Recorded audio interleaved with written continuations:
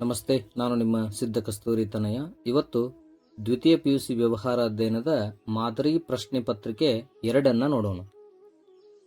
ಒಂದನೇದು ಬಹು ಆಯ್ಕೆ ಪ್ರಶ್ನೆಯನ್ನು ನೋಡೋಣ. ಒಂದನೇದು, ಈ ಕೆಳಗಿನ ಯಾವುದು ನಿರ್ವಹಣೆಯ ಸಂಘಟನಾತ್ಮಕ ಉದ್ದೇಶವಾಗಿದೆ? ಸಂಘಟನಾತ್ಮಕ ಉದ್ದೇಶಗಳ 3: ಅಸ್ತಿತ್ವ, ಲಾಭ ಮತ್ತು ಬೆಳವಣಿಗೆ ಅನ್ನುವಂಥದ್ದು. ಹೀಗಾಗಿ ಲಾಭ ಅನ್ನೋದು ಸಂಘಟನಾತ್ಮಕ ಉದ್ದೇಶ. ಇದು ಉದ್ಯೋಗಾವಕಾಶಗಳು, ಸಾಮಾಜಿಕ ಉದ್ದೇಶ. ವೈಯಕ್ತಿಕ ಬೆಳವಣಿಗೆ ಮತ್ತು ಸ್ಪರ್ಧಾತ್ಮಕ ಸಂಬಳ, ಇದು ವೈಯಕ್ತಿಕ ಉದ್ದೇಶ. ಇನ್ನೊಂದು, ನಿರ್ವಹಣೆಯ ತತ್ವಗಳನ್ನು ಹೇಗೆ ರಚಿಸಲಾಗಿದೆ? ಪ್ರಯೋಗಶಾಲೆಯಲ್ಲ, ಗ್ರಾಹಕರಿಂದಲ್ಲ, ಸಾಮಾಜಿಕ ವಿಜ್ಞಾನಿಗಳಿಂದಲ್ಲ, ಇದು ವ್ಯವಸ್ಥಾಪಕರ ಅನುಭವಗಳಿಂದ ಅಂತ ನಾವು ಕರಿತೇವೆ. ಇನ್ನೊಂದು, ಡ್ಯಾಶ್ ಏನು ಮಾಡಬೇಕು ಮತ್ತು ಹೇಗೆ ಮಾಡಬೇಕೆಂದು ಪೂರ್ವಭಾವಿಯಾಗಿ ನಿರ್ಧರಿಸುವುದಾಗಿದೆ. ಏನ್ ಮಾಡಬೇಕು, ಹೇಗೆ ಮಾಡಬೇಕು ಅಂತ ಗುರುತಿಸುವುದು ಯಾವತ್ತು ಯೋಜಿಸುವಿಕೆ, ನಿರ್ವಹಣೆಯ ಪ್ರಾಥಮಿಕ ಕಾರ್ಯ, ಮೊದಲನೇ ಕಾರ್ಯ ಅಂತ ಹೇಳ್ತೇವೆ. ಇನ್ನೊಂದು, ಜನರು, ಕೆಲಸ ಮತ್ತು ಸಂಪನ್ಮೂಲಗಳ ನಡುವಿನ ಸಂಬಂಧಗಳನ್ನು ಈ ಕೆಳಗಿನ ಯಾವ ರಚನೆಯು ನಿಗದಿಪಡಿಸುತ್ತದೆ? ಅಂದ್ರೆ ಸಂಘಟನೆಯ ರಚನೆ. ಇಲ್ಲಿ ವಿಭಾಗ ಅಂತ ಹೇಳಿಲ್ಲ, ಕಾರ್ಯಗಳಂತ ಹೇಳಿಲ್ಲ, ಹಿಂಗಾಗಿ ಎಲ್ಲ ಹೇಳ್ಯಾರ, ಅದಕ್ಕೆ ಸಂಘಟನೆಯ ರಚನೆ ಅಂತ ಹೇಳ್ಬೇಕು. ಇನ್ನೊಂದು, ಟೂತ್ಪೇಸ್ಟ್ ಡ್ಯಾಶ್ ಉತ್ಪನ್ನಕ್ಕೆ ಉದಾಹರಣೆ. ಅಂದ್ರೆ ದೀರ್ಘ ಬಾಳಿಕೆ ಬಾರದ, ಅಂದ್ರೆ ಕೆಲವು ದಿನಗಳವರೆಗೆ ಆದ್ರ ಇದ ಮುಗಿದು ಹೋಗ್ತೈತಿ, ಹಿಂಗಾಗಿ ದೀರ್ಘ ಬಾಳಿಕೆ ಬಾರದ ಉತ್ಪನ್ನ.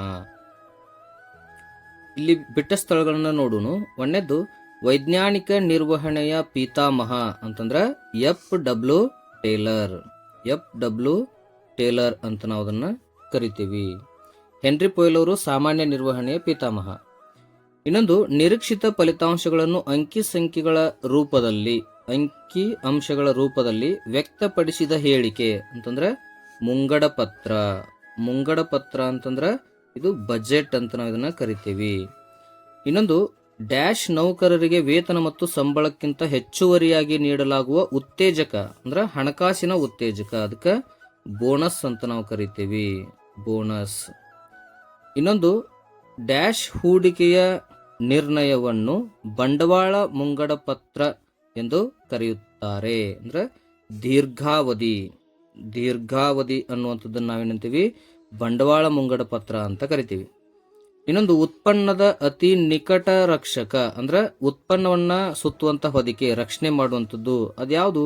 ಪ್ರಾಥಮಿಕ ಸಂವೇಷ್ಟಿ ಅಂತ ನಾವು ಅದನ್ನ ಕರಿತೀವಿ. ಇನ್ನೊಂದು, ಹೊಂದಿಸಿ ಬರೆಯನ್ನ ನೋಡೋನು. ಕುಟುಂಬ ಸಂಯೋಜನೆ ಅಂತಂದ್ರೆ ಇದು ಸಮಾಜದೊಳಗ ಬರ್ತದೆ, ಹಿಂಗಾಗಿ ಸಾಮಾಜಿಕ ಪರಿಸರ. ಅಧಿಕಾರ ಅಂತಂದ್ರೆ ಇದು ಪ್ರತಿನಿಯೋಜನೆ ಅಂಶಗಳು. ಅಧಿಕಾರ, ಜವಾಬ್ದಾರಿ ಮತ್ತು ಉತ್ತರದಾಯಿತ್ವ, ಇವು ಪ್ರತಿನಿಯೋಜನೆಯ ಮೂಲಾಂಶಗಳು. ಇನ್ನು ಕಾರ್ಯ ಆವರ್ತನ ಅಂತಂದ್ರೆ ತರಬೇತಿ ವಿಧಾನ. ಯಾವುದು? ಕಾರ್ಯನಿರತ ತರಬೇತಿ ವಿಧಾನ. ಇನ್ನೊಂದು, ನಿಯಂತ್ರಿಸುವಿಕೆ ಮಿತಿ ಅಂತಂದ್ರೆ ವೆಚ್ಚದಾಯಕ ಕಾರ್ಯ, ಅದು ನೌಕರರು ವಿರೋಧ ಮಾಡ್ತಾರದನ್ನ. ಹಿಂಗ ಪ್ರಚಾರ ಅಂತಂದ್ರ ಇದನ್ನ ನಾವೇನಂತೀವಿ, ಸಾರ್ವಜನಿಕ ಸಂಬಂಧಗಳ ಪಾತ್ರ ಅಂತ ಕರಿತೀವಿ. ಇದು ಕೊನೆ 1 ಅಂಕದ ಪ್ರಶ್ನೆಗಳನ್ನ ನೋಡೋಣ. ಒಂದನೇದು, ದಕ್ಷತೆ ಅಂತಂತಂದ್ರೆ ಏನು? ಇಲ್ಲಿ ಕಾರ್ಯವನ್ನ ನಾವು ಹೆಂಗ್ ಮಾಡಬೇಕು, ಸರಿಯಾಗಿ ಮತ್ತು ಕನಿಷ್ಠ ವೆಚ್ಚದಲ್ಲಿ ಮಾಡೋದಕ್ಕೆ ನಾವೇನಂತೀವಿ, ದಕ್ಷತೆ ಅಂತ ಕರಿತೀವಿ. ಇನ್ನು ಪರಿಣಾಮಕಾರಿತ್ವ ಅಂತಂದ್ರೆ ಮೂಲತಃ ಕೊಟ್ಟಿರೋ ಕೆಲಸವನ್ನ ಮುಗಿಸುವುದು. ಇನ್ನೊಂದು, ಉದ್ಯೋಗಿಗಳ ಆಯ್ಕೆಯಲ್ಲಿ ಬಳಸಲಾಗುವ ಯಾವುದಾದ್ರೊಂದು ಪರೀಕ್ಷೆ ಅಂದ್ರೆ ವ್ಯಕ್ತಿತ್ವ ಪರೀಕ್ಷೆಗಳನ್ನ ನಡೆಸ್ತೇವಿ, ವೃತ್ತಿ ಪರೀಕ್ಷೆಗಳನ್ನ ನಡೆಸ್ತೇವಿ, ವೃತ್ತಿ ಪರೀಕ್ಷೆ, ಯೋಗ್ಯತಾ ಪರೀಕ್ಷೆ, ಇಂಥವೆಲ್ಲ ಬರ್ತಾವ. ಇನ್ನೊಂದು, ನಿರ್ದೇಶನದ ಒಂದು ಮೂಲಾಂಶ. ನಿರ್ದೇಶನದೊಳಗ 4 ಮೂಲಾಂಶಗಳು ಬರ್ತಾವು. ಅದು ಮೇಲ್ವಿಚಾರಣೆ, ನಾಯಕತ್ವ, ಪ್ರೇರೇಪಣೆ, ಸಂವಹನ. ಸೊ ಇವೆಲ್ಲ ನಿರ್ದೇಶನದ ಮೂಲಾಂಶಗಳು. ಇಲ್ಲೊಂದು ಕೇಳ್ಯಾರ, ತೇಜಸ್ ಕಂಪನಿಯ ಮುಖ್ಯ ಹಣಕಾಸು ಅಧಿಕಾರಿ ಬಂಡವಾಳ ಸಂಗ್ರಹಿಸಲು ಸಾರ್ವಜನಿಕರಿಗೆ ಸಾಮಾನ್ಯ ಷೇರುಗಳನ್ನು ನೀಡಲು ನಿರ್ಧರಿಸುತ್ತಾನೆ. ಮುಖ್ಯ ಹಣಕಾಸು ಅಧಿಕಾರಿಯು ತೆಗೆದುಕೊಂಡ ನಿರ್ಣಯ ಅಂತಂದ್ರೆ ಹಣಕಾಸು ನಿರ್ಧಾರ ಅಂತ ನಾವು ಇದನ್ನ ಕರಿತೀವಿ. ಇನ್ನೊಂದು, ಬಳಕೆದಾರರ ರಕ್ಷಣಾ ಕಾಯ್ದೆ ಅಡಿಯಲ್ಲಿ ಇರುವ ಯಾವುದಾದರೂ ಪರಿಹಾರ ಸಂಸ್ಥೆಗಳು. ಇಲ್ಲಿ ಜಿಲ್ಲಾ ವೇದಿಕೆ, ರಾಜ್ಯ ಆಯೋಗ, ಇನ್ನು ರಾಷ್ಟ್ರೀಯ ಆಯೋಗ ಅಂತೇಳಿ 3 ಬರ್ತವು. ಇನ್ನು 2 ಅಂಕದ ಪ್ರಶ್ನೆಗಳನ್ನು ನೋಡೋಣ. ಒಂದನೇದ್ದು ಸಮನ್ವಯತೆ ಅಂತಂದ್ರೆ ಮ್ಯಾಕ್ ಪರ್ಲ್ಯಾಂಡ್ ಅನ್ನುವಂಥ ಒಬ್ಬ ವ್ಯಕ್ತಿ ಹೇಳ್ತಾನ. ಏನಂತಂದ್ರೆ ಇದು ಒಂದು ಪ್ರಕ್ರಿಯೆಯಾಗಿದ್ದು ಒಬ್ಬ ಕಾರ್ಯನಿರ್ವಾಹಕ ತನ್ಮೂಲಕ ಅಧೀನರೊಳಗೆ ಗುಂಪು ಪ್ರಯತ್ನಗಳನ್ನು ಒಂದು ಕ್ರಮಬದ್ಧ ಮಾದರಿಯನ್ನು ಅಭಿವೃದ್ಧಿಪಡಿಸಿ ಸಾಮಾನ್ಯ ಉದ್ದೇಶದ ಈಡೇರಿಕೆಯಲ್ಲಿ ಕ್ರಿಯೆಗೆ ಏಕತೆಯನ್ನು ಗಳಿಸುವುದು ಅಂತ ಹೇಳ್ತಾನೆ. ಇಲ್ಲಿ ಇನ್ನೊಂದು, ಏಕರೂಪಾಜ್ಞೆ ಮತ್ತು ಏಕರೂಪ ನಿರ್ದೇಶನದ ವ್ಯತ್ಯಾಸಗಳನ್ನ ಕೇಳ್ಯಾರ. ಏನು ಏಕರೂಪಾಜ್ಞೆ ಒಳಗ ಇಲ್ಲಿ ಒಬ್ಬ ವ್ಯಕ್ತಿ ಇರ್ತಾನ, ಇಲ್ಲಿ ಒಂದು ಯೋಜನೆ ಇರ್ತೈತಿ, ಒಬ್ಬ ಮುಖ್ಯಸ್ಥ ಒಂದು ಯೋಜನೆ. ಇಲ್ಲಿ ಒಬ್ಬ ವ್ಯಕ್ತಿಗೆ ಅಂದ್ರೆ ಒಬ್ಬನೇ ಮೇಲಾಧಿಕಾರಿ ಆಜ್ಞೆಗಳನ್ನ ನೀಡುವುದು. ಇಲ್ಲಿ ಒಬ್ಬ ವ್ಯಕ್ತಿಯಿಂದ ಆದೇಶ ಪಡೆಯುವುದಾಗ್ತೈತಿ. ಇಲ್ಲಿ ಒಂದೇ ಉದ್ದೇಶದ ಕಡೆಗೆ ಸಾಗುವುದು ಇರ್ತೈತಿ. ಇನ್ನೊಂದು, ಯಾವುದಾದರೂ 2 ಸ್ಥಾಯಿ ಯೋಜನೆಗಳಂತಂದ್ರೆ ನೀತಿಗಳು ಬರ್ತಾವು, ನಿಯಮಗಳು ಬರ್ತಾವು, ವಿಧಾನಗಳು ಬರ್ತಾವು, ಈ ರೀತಿ. ಇನ್ನೊಂದು, ಸಂಘಟನೆಯ ರಚನೆ ಅಂತಂದ್ರೆ ಏನು? ಸಂಘಟನೆ ರಚನೆ ಅಂತ 2 ಪ್ರಕಾರ ಹೇಳ್ಬೋದು. ವ್ಯವಸ್ಥಾಪನೆ ಮತ್ತು ಕ್ರಿಯಾತ್ಮಕ ಕಾರ್ಯಗಳು ನಿರ್ವಹಿಸಲ್ಪಡುವ ಒಂದು ಚೌಕಟ್ಟು ಅಂತ ಕರಿಬಹುದು. ಇನ್ನೊಂದು, ಭೌತಿಕ ಮತ್ತು ಆರ್ಥಿಕ ಮತ್ತು ಮಾನವ ಸಂಪನ್ಮೂಲಗಳನ್ನು ಒಗ್ಗೂಡಿಸುವಂತಹ ಒಂದು ಪ್ರಕ್ರಿಯೆ ಅಂತ ಹೇಳ್ಬೋದು. ಇನ್ನೊಂದು, ಯಾವುದಾದರೂ 2 ನೇಮಕಾತಿಯ ಆಂತರಿಕ ಮೂಲಗಳ ಮಿತಿಗಳು. ಯಾಕಂತಂದ್ರೆ ಆಂತರಿಕ ಮೂಲಗಳಿಂದ ನಮ್ಗೇನು ತೊಂದರೆ ಆಕೈತಂತಂದ್ರೆ ಹೊಸ ಪ್ರತಿಭೆ ಸಿಗುವುದಿಲ್ಲ, ಸ್ಪರ್ಧಾತ್ಮಕ ಮನೋಭಾವಕ್ಕೆ ಅಡ್ಡಿ ಆಗ್ತೈತಿ, ಈ ರೀತಿ ತೊಂದರೆಗಳಾಗ್ತವು.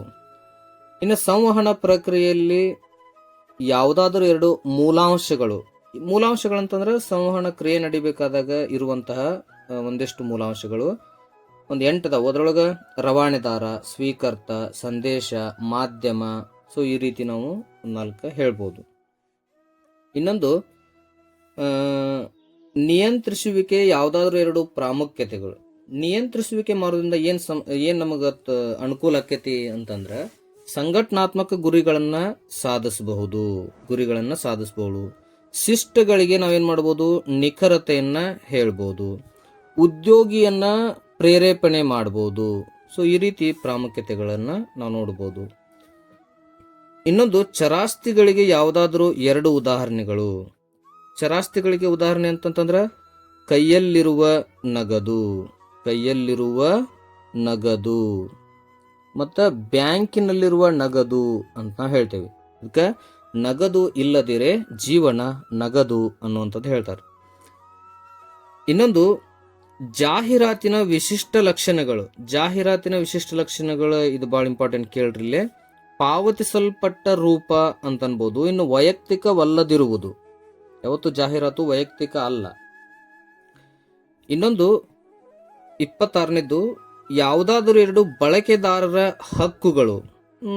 ಆಯ್ಕೆ ಹಕ್ಕು, ಸಾಮಾನ್ಯವಾಗಿ ವಸ್ತುಗಳನ್ನು ಆಯ್ಕೆ ಮಾಡ್ಕೊಳ್ಳುವಂಥ ಹಕ್ಕು, ಆಲಿಸುವಂಥ ಹಕ್ಕು ಇರ್ತೈತಿ ನಿಮಗೆ.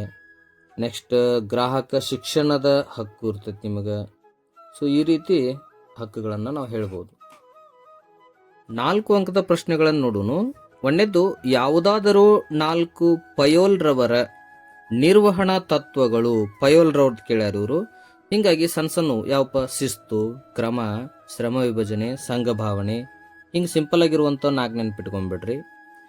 ಇನ್ನೊಂದು, ವ್ಯವಹಾರ ಸಂಸ್ಥೆಯ ಯಶಸ್ಸಿನ ಮೇಲೆ ಪ್ರಭಾವ ಬೀರುವ ವ್ಯವಹಾರ ಪರಿಸರದ ಮೂಲಾಂಶಗಳು ಅಥವಾ ಆಯಾಮಗಳು ಅಂತ ನಾವು ಕರಿತೀವಿ. ಅದನ್ನ ಒಂದು ಅಂದವಾದ ಚಿತ್ರ ತೆಗೀರಿ ಅಂತ ಹೇಳ್ಯಾರ. ಸೊ ನೀವು ವ್ಯವಹಾರ ಪರಿಸರ ಅಂತ ಹೇಳಿ ಒಂದು 5 ಭಾಗಗಳನ್ನಾಗಿ ಮಾಡಿ, ಆರ್ಥಿಕ ಪರಿಸರ, ಸಾಮಾಜಿಕ ಪರಿಸರ, ರಾಜಕೀಯ ಪರಿಸರ, ಕಾನೂನಾತ್ಮಕ ಪರಿಸರ, ತಾಂತ್ರಿಕ ಪರಿಸರ, ಸೊ ಹಿಂಗ 5 ಗುರುತಿಸ್ಬಿಟ್ರು. ಇನ್ನೊಂದು, ಗ್ರಾಹಕರು ತಮ್ಮ ವ್ಯಾಪಾರ ವಹಿವಾಟುಗಳಲ್ಲಿ ಪೇಟಿಎಂ, ಫೋನ್ಪೇ ಇತ್ಯಾದಿಗಳ ಅಂತಹ ಹೆಚ್ಚಿನ ಇ ಪಾವತಿ ವಿಧಾನಗಳನ್ನು ಬಳಸುತ್ತಾರೆ. ಈ ಮೇಲಿನ ಹೇಳಿಕೆಯಲ್ಲಿ ವ್ಯವಹಾರ ಪರಿಸರದ ಆಯಾಮವನ್ನು ಗುರುತಿಸಿ. ಈ ಪೇಟಿಎಂ ಪೇಮೆಂಟ್ ಅಂತಂದ್ರೆ ನಾವೇನಂತೀವಿ ಇಲ್ಲಿ ತಾಂತ್ರಿಕ ಪರಿಸರ ಅಂತ ಬರೀಬೇಕು. ಅದರ ವಿವರಣೆಯನ್ನು ಕೊಟ್ಟು ಕೆಲವೊಂದಿಷ್ಟು ಎಕ್ಸಾಂಪಲ್ಗಳನ್ನು ನೀವು ಕೊಡಬೇಕಾಕತಿ. ಇನ್ನೊಂದು, ಯಾವುದಾದರೂ 4 ಯೋಜಿಸುವಿಕೆಯ ಮಿತಿಗಳನ್ನ ನಾವು ನೋಡೋಣ. ಯೋಜಿಸುವಿಕೆ ಮಿತಿಗಳಂತಂದ್ರೆ ಇದು ಕಠಿಣತೆಗೆ ಆಸ್ಪದವನ್ನ ನೀಡ್ತೈತಿ. ಇನ್ನು ಅಪಾರ ವೆಚ್ಚ ಒಳಗೊಂಡೈತಿ. ಇನ್ನ ಸಮಯ ಬಯಸುವಂತ ಒಂದು ಪ್ರಕ್ರಿಯೆ ಅಂತ ಅನ್ಬಹುದು. ಇನ್ನ ಯಶಸ್ಸನ್ನ ಖಾತ್ರಿಗೊಳಿಸುವುದಿಲ್ಲ ಅಂತ ಹೇಳ್ಬೋದು. ಸೊ ಇನ್ನೊಂದು, ಮಾನವ ಸಂಪನ್ಮೂಲ ವ್ಯವಸ್ಥಾಪಕರಾಗಿ ನಿಮ್ಮ ಕಂಪನಿಯಲ್ಲಿ ಖಾಲಿ ಇರುವ ಹುದ್ದೆಗಳನ್ನು ಭರ್ತಿ ಮಾಡಲು ಅವಶ್ಯವಿರುವ 8 ಬಾಹ್ಯ ಮೂಲಗಳನ್ನ ಏನ್ ಮಾಡೋದು, ಪಟ್ಟಿ ಮಾಡಿ ಅಂತಂದಾರ. ವಿವರಣೆ ಮಾಡಂಗಿಲ್ಲ, ಪಟ್ಟಿ ಅಷ್ಟೇ ಮಾಡೋದು. ಯಾವುದು? ನೇರ ನೇಮಕಾತಿ, ಜಾಹೀರಾತು, ಉದ್ಯೋಗ ವಿನಿಮಯ ಕೇಂದ್ರಗಳು, ನಿಯೋಜನಾ ಸಂಸ್ಥೆಗಳು, ಆವರಣ ನೇಮಕಾತಿ, ಉದ್ಯೋಗಿ ಶಿಫಾರಸು, ದೂರದರ್ಶನ, ಜಾಲತಾಣ ಪ್ರಕಟಣೆ, ಕಾರ್ಮಿಕ ಗುತ್ತಿಗೆದಾರರು, ಈ ರೀತಿ ಒಂದು 8 ನೀವು ಮಾಡಬೇಕು, ಪಟ್ಟಿ ಮಾಡಬೇಕು.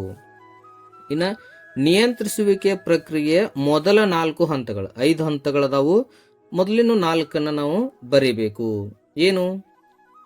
ಕಾರ್ಯನಿರ್ವಹಣೆಗೆ ಶಿಷ್ಟಗಳನ್ನು ನಿಗದಿಪಡಿಸುವುದು, ನೈಜ ಕಾರ್ಯನಿರ್ವಹಣೆಯನ್ನು ಅಳೆಯುವುದು, ನೈಜ ಕಾರ್ಯನಿರ್ವಹಣೆಯನ್ನು ಶಿಷ್ಟಗಳೊಂದಿಗೆ ಹೋಲಿಸುವುದು, ವ್ಯತ್ಯಾಸಗಳನ್ನು ಗುರುತಿಸುವುದು ಮತ್ತು ಸರಿಪಡಿಸುವಂತ ಕ್ರಮಗಳನ್ನು ತೆಗೆದುಕೊಳ್ಳುವುದು ಅಂತ ನಾವು ಹೇಳ್ತೇವೆ. ಇನ್ನೊಂದು, ದೈನಂದಿನ ಕಾರ್ಯಾಚರಣೆಗೆ ಅಗತ್ಯವಿರುವ ಬಂಡವಾಳವನ್ನ ನೀವು ಏನೆಂದು ಕರೆಯುತ್ತೀರಿ, ಆ ಬಂಡವಾಳ ಅಗತ್ಯತೆ ಮೇಲೆ ಪ್ರಭಾವ ಬೀರುವ ಅಂಶಗಳನ್ನ ಬರೆಯಿರಿ ಅಂತ ಕೇಳ್ಯಾರ. ದೈನಂದಿನ ಅಂತಂತಂದ್ರ ಕಾರ್ಯಶೀಲ ಬಂಡವಾಳ ಅಂತ ನಾವು ಕರಿತೀವಿ. ಕಾರ್ಯಶೀಲ ಬಂಡವಾಳದ ಮೇಲೆ ಯಾವ ಪರಿಣಾಮ ಬೀರ್ತಾವು? ವ್ಯವಹಾರದ ಸ್ವರೂಪ, ವ್ಯವಹಾರದ ಪ್ರಮಾಣ, ನೆಕ್ಸ್ಟ್ ಉತ್ಪಾದನಾ ಚಕ್ರ, ವ್ಯವಹಾರದ ಚಕ್ರ, ಸ್ಪರ್ಧೆಯ ಮಟ್ಟ, ಈ ರೀತಿ. ಇನ್ನೊಂದು, ಮಾರಾಟ ಪ್ರಕ್ರಿಯೆಯ 4 ಕಾರ್ಯಗಳಂತಂದ್ರ ಮಾರುಕಟ್ಟೆ ಮಾಹಿತಿಯನ್ನ ಸಂಗ್ರಹಿಸುವುದು ಮತ್ತು ವಿಶ್ಲೇಷಿಸುವುದು ಮಾಹಿತಿಯನ್ನ. ನೆಕ್ಸ್ಟ್ ಅದನ್ನ ಮಾರುಕಟ್ಟೆ ಪ್ರಕ್ರಿಯೆಯನ್ನು ಯೋಜಿಸುವುದು, ಮುದ್ರೆ ಹಾಕುವುದು, ಬೆಲೆ ನಿಗದಿ ಮಾಡುವುದು, ಸಂವೇಷ್ಟಿ ಮಾಡುವುದು, ಗುರುತುಪಟ್ಟಿ ಹಚ್ಚುವುದು, ಇವೆಲ್ಲ ಕಾರ್ಯಗಳು. ಇನ್ನೊಂದು, ಮಾರಾಟ ಪ್ರಕ್ರಿಯೆಯ ಮಿಶ್ರಣದ ಮೂಲಾಂಶ ನಾವೇನ್ ಹೇಳ್ತೇವೆ, 4 P's ಅಂತ ಕರಿತೇವೆ. ಅಂದ್ರೆ ಪ್ರಾಡಕ್ಟ್, ಪ್ಲೇಸ್, ಪ್ರೈಸ್, ಪ್ರಮೋಷನ್ ಅಂತ ನಾವು ಅದನ್ನ ಕರಿತೇವೆ. ಏನು? ಉತ್ಪನ್ನ, ಸ್ಥಳ, ಬೆಲೆ, ಪ್ರವರ್ತನೆ ಅನ್ನುವಂಥದ್ದು. ಇನ್ನೊಂದು, ಗ್ರಾಹಕರು ಅಥವಾ ಬಳಕೆದಾರರು ಸರಕು ಸೇವೆಗಳನ್ನು ಖರೀದಿಸುವಾಗ, ಬಳಸುವಾಗ, ಅನುಭೋಗಿಸುವಾಗ ಹೊಂದಿರಬೇಕಾದ 4 ಹೊಣೆಗಾರಿಕೆಗಳು. ಯಾವತ್ತು ISI ಹೊಂದಿರುವಂತ ವಸ್ತುಗಳನ್ನ ನಾವು ಖರೀದಿ ಮಾಡಬೇಕು. ಕ್ಯಾಶ್ ಮೆಮೊ ಅಂದ್ರೆ ನಗದು ಜ್ಞಾಪನವನ್ನ ತರುವುದನ್ನ ನಾವು ಮರಿಬಾರದು. ಸೂಚನೆಗಳನ್ನ ನಾವು ಸರಿಯಾಗಿ ಪಾಲಿಸಬೇಕು. ನ್ಯಾಯೋಚಿತ ವಸ್ತುಗಳನ್ನ ಮಾತ್ರ ನಾವು ಖರೀದಿ ಮಾಡಬೇಕು. ಇನ್ನೊಂದು, 8 ಅಂಕದ ಪ್ರಶ್ನೆಗಳನ್ನ ನೋಡೋಣ. ಒಂದನೇದು, ನಿರ್ವಹಣೆಯ ಗುಣಲಕ್ಷಣಗಳು ಅಂತಂದ್ರೆ ನಾವಿಲ್ಲಿ ಗುರಿ ಪ್ರಧಾನವಾದಂತಹ ಪ್ರಕ್ರಿಯೆ, ಸರ್ವವ್ಯಾಪಕವಾಗಿದೆ, ಬಹು ಆಯಾಮಗಳು, ಯಾವುವು? ಕೆಲಸ, ವ್ಯಕ್ತಿ ಮತ್ತು ಕಾರ್ಯಾಚರಣೆ. ನೆಕ್ಸ್ಟ್, ನಿರಂತರ ಪ್ರಕ್ರಿಯೆ, ಗುಂಪು ಚಟುವಟಿಕೆ, ಚಲನಶೀಲ ಕಾರ್ಯ, ಅಗೋಚರ ಶಕ್ತಿ. ಸೊ ಹಿಂಗ್ ಸಿಂಪಲ್ ಆಗಿ ನೆನಪಿಟ್ಕೋಬೇಕು. ಇನ್ನೊಂದು, ವಿಕೇಂದ್ರೀಕರಣ ಎಂದರೇನು ಮತ್ತು ವಿಕೇಂದ್ರೀಕರಣದ ಪ್ರಾಮುಖ್ಯತೆಗಳು. ವಿಕೇಂದ್ರೀಕರಣ ಅಂತಂದ್ರೆ ನಿರ್ಧಾರ ತೆಗೆದುಕೊಳ್ಳುವಂತ ಅಧಿಕಾರವನ್ನ ಕೆಳಹಂತದವರಿಗೆ ಹಂಚಿಕೊಳ್ಳುವುದು. ಪ್ರಾಮುಖ್ಯತೆಗಂತಂದ್ರೆ ಅಧೀನರಲ್ಲಿ ಮುಂತೊಡಗುವಿಕೆಯನ್ನು ಬೆಳೆಸ್ತೈತಿ, ಭವಿಷ್ಯದ ನಿರ್ವಹಣೆಯ ಪ್ರತಿಭೆಗಳನ್ನು ಬೆಳೆಸ್ತೈತಿ, ತ್ವರಿತ ನಿರ್ಧಾರ ಮಾಡಕ್ಕೆ ಸಹಾಯಕತಿ, ಬೆಳವಣಿಗೆಯನ್ನು ಸುಗಮಗೊಳಿಸ್ತೈತಿ, ಉತ್ತಮ ನಿಯಂತ್ರಣ ಮಾಡಬಹುದು ಮತ್ತು ಉನ್ನತ ನಿರ್ವಹಣಾಂಗಕ್ಕೆ ನೆರವಾಗಬಹುದು. ಒಂದು, ಸಿಬ್ಬಂದಿ ನಿರ್ವಹಣಾ ಪ್ರಕ್ರಿಯೆ ಹಂತಗಳು. ಏನು? ಸಿಬ್ಬಂದಿ ನಿರ್ವಹಣೆ ಪ್ರಕ್ರಿಯೆ ಒಂದನೇದ್ದು, ಮಾನವ ಶಕ್ತಿ ಅಗತ್ಯತೆಗಳನ್ನು ಅಂದಾಜು ಮಾಡುವುದು, ನೇಮಕಾತಿ ಮಾಡುವುದು, ಆಯ್ಕೆ ಮಾಡುವುದು, ಅನುಸ್ಥಾಪನೆ ಮತ್ತು ಅಭಿಶಿಕ್ಷಣ ಮಾಡುವುದು, ತರಬೇತಿ ಮತ್ತು ಅಭಿವೃದ್ಧಿಯನ್ನು ಮಾಡುವುದು. ನೆಕ್ಸ್ಟ್, ಕಾರ್ಯನಿರ್ವಹಣೆಯನ್ನ ಪರಾಮರ್ಶೆ ಮಾಡುವುದು, ಬಡ್ತಿ ಮತ್ತು ವೃತ್ತಿ ಜೀವನ ಯೋಜಿಸುವಿಕೆ ಮಾಡುವುದು. ನೆಕ್ಸ್ಟ್, ಪರಿಹಾರ ಮಾಡುವುದು ಆಗಿರ್ತೈತಿ. ಇನ್ನೊಂದು, ಪರಿಣಾಮಕಾರಿ ಸಂವಹನದ ಅಡೆತಡೆಗಳನ್ನು ನಿವಾರಿಸಲು ಅಂದ್ರೂ ಸಂವಹನದ ಪರಿಣಾಮಕಾರಿತ್ವ ಅಂತಂತಂದ್ರು ಒಂದೇ. ಈ ರೀತಿ ಪ್ರಶ್ನೆಗಳನ್ನ ಕೇಳಿದಾಗ ಇಲ್ಲಿ ಸಂವಹನದ ಪರಿಣಾಮಕಾರಿತ್ವವನ್ನು ನೋಡೋಣ. ಸಂವಹನ ಪರಿಣಾಮಕಾರಿ ಆಗ್ಬೇಕಂತಂದ್ರೆ ನಾವ್ ಏನ್ ಮಾಡ್ಬೇಕು? ಸಂವಹನ ಮಾಡೋಕ್ಕಿಂತ ಮೊದಲ ಕಲ್ಪನೆಗಳನ್ನ ಸ್ಪಷ್ಟೀಕರಿಸಬೇಕು. ಸ್ವೀಕರ್ತನ ಅಗತ್ಯ ತಕ್ಕಂತೆ ಸಂವಹನ ಮಾಡಬೇಕು. ಇತರರೊಂದಿಗೆ ನಾವು ಸಮಾಲೋಚನೆ ಮಾಡ್ಬೇಕು. ಮೊದಲ ನಾವು ಬಳಸುವಂತ ಸಂದೇಶದ ಭಾಷೆ, ಧ್ವನಿ ವಿಷಯದ ಮೇಲೆ ಎಚ್ಚರಿಕೆ ಇರಬೇಕು. ಕೇಳುಗರಿಗೆ ಸಹಾಯವಾಗುವ ಮೌಲ್ಯ ವಿಷಯಗಳನ್ನು ನಾವು ತಿಳಿಸ್ಬೇಕಾಕೈತಿ. ಸಮರ್ಪಕವಾದ ಹಿಮ್ಮಾಹಿತಿಯನ್ನ ಖಚಿತಪಡಿಸಿಕೊಳ್ಳಬೇಕು. ವರ್ತಮಾನ ಮತ್ತು ಭವಿಷ್ಯಕ್ಕಾಗಿ ಸಂವಹಿಸಬೇಕು. ಸಂವಹನದ ಅನುಪಾಲನೆ, ಅದರ ನಿಯಮಗಳನ್ನು ಅನುಪಾಲನೆ ಮಾಡುವುದು ಮತ್ತು ಒಳ್ಳೆಯ ಕೇಳುಗರಾದಾಗ ಒಳ್ಳೆಯ ಸಂವಹನವನ್ನು ನಾವು ಮಾಡಕ್ ಸಾಧ್ಯ ಐತಿ. ಇನ್ನೊಂದು ಮುಖ್ಯವಾಗಿ ಇಲ್ಲಿ ಬೆಲೆ ನಿಗದಿ ಮೇಲೆ ಪ್ರಭಾವ ಬೀರುವಂತಹ ಅಂಶಗಳು. ಬೆಲೆ ನಿಗದಿ ಮೇಲೆ ಪ್ರಭಾವ ಬೀರುವ ಎರಡು, ಎ ಮತ್ತು ಬಿ ಅಂತ ಹೇಳಿ. ಇಲ್ಲಿ ಆಂತರಿಕ ಅಂಶಗಳಂತಂದ್ರೆ ವ್ಯವಹಾರದ ಉದ್ದೇಶ, ಉತ್ಪನ್ನದ ವೆಚ್ಚ, ಸರಕಿನ ಗುಣಮಟ್ಟ, ಮಾರಾಟ ಮಿಶ್ರಣ, ಉತ್ಪನ್ನದ ವೈವಿಧ್ಯತೆ. ಬಾಹ್ಯ ಅಂಶಗಳು ನೋಡಿದಾಗ ಬೇಡಿಕೆ ಸ್ಥಾಪಕತೆ, ಸರ್ಕಾರದ ನೀತಿ, ಬದಲಿ ವಸ್ತುಗಳು, ಪ್ರತಿಸ್ಪರ್ಧಿಗಳ ಬೆಲೆ ನೀತಿ, ವಿತರಣಾ ಮಾರ್ಗಗಳು. ಈ ರೀತಿ ಬೆಲೆ ನಿಗದಿ ಮೇಲೆ ಪ್ರಭಾವ ಬೀರುವಂತ ಅಂಶಗಳನ್ನ ನಾನು ಬರೀಬೇಕು. ಎಲ್ಲರಿಗೂ ಧನ್ಯವಾದಗಳು. ಹರೇ ಕೃಷ್ಣ.